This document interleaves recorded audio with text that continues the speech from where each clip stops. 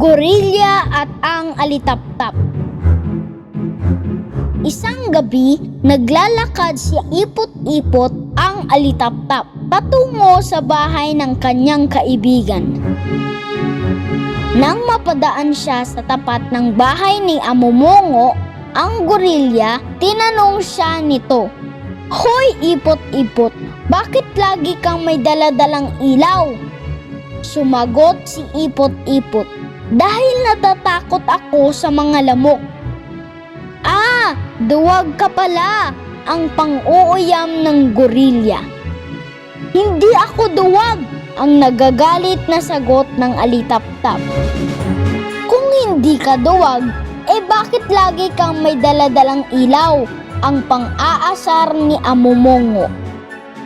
"Nagdadala ako ng ilaw para kapag nilapitan ako ng mga lamok at kakagatin ay makikita ko sila kaagad at nang sa gayoy maipagtanggol ko ang aking sarili," ang tugon ni Ipot-Ipot. Tumawa ng malakas si Amumongo.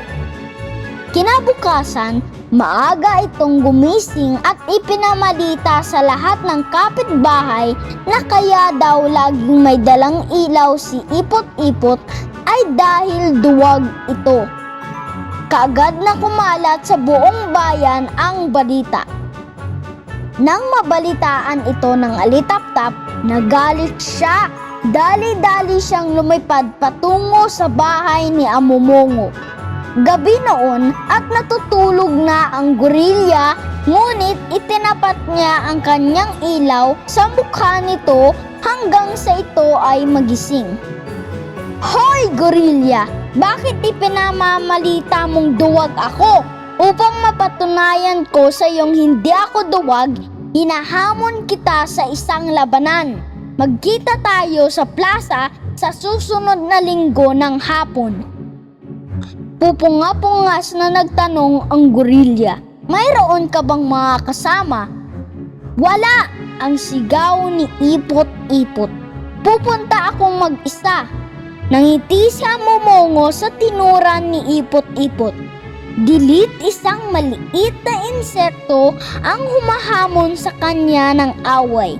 Nagpatuloy ang alitaptap, "Hihintayin kita sa plaza sa susunod na linggo sa ganap na ika-6 ng hapon.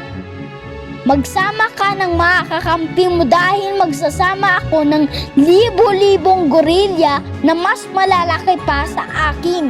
Sinabi ito ni Amumongo upang takutin ang alitaptap na sa pakiwari niya ay nasisiraan ng ulo.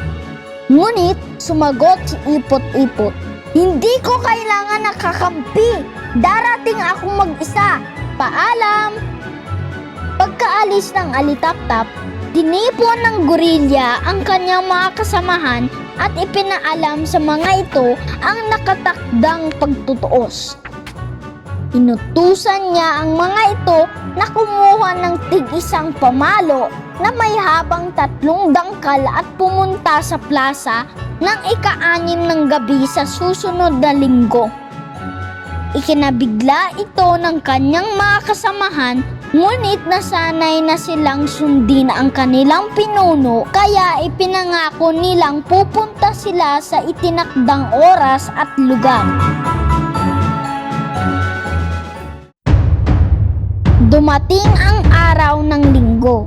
Bago pa mag-ika-6 ng hapon ay nagtipon na ang mga dambuhalang gorilya sa plaza, ngunit nadatnan na nila ang alitaptap na naghihintay sa kanila. Maya-maya, tumunog ang kampana ng simbahan bilang hudyat ng oras ng orasyon o pagdarasal.